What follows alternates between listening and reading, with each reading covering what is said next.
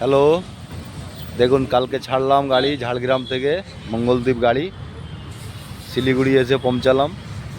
এই গাড়ি আছে, এইসব পার্কিংয়ে গাড়ি লেগে আছে। এখন এখান থেকে গাড়ি ছাড়বো, পুরো রোডে জাম লেগে আছে।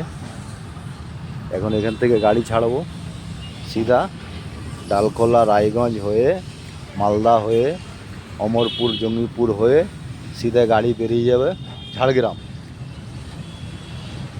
ঝাড়গ্রাম থেকে ছাড়বো 2:40-এ মঙ্গলদ্বীপ গাড়ি। এই দেখো হেল্পার বসে আছে গাড়িতে। গাড়ি পুরো খালি আছে। এখন একটু পরে নিয়ে যেয়ে স্ট্যান্ডে লাগাবো শিলিগুড়িতে।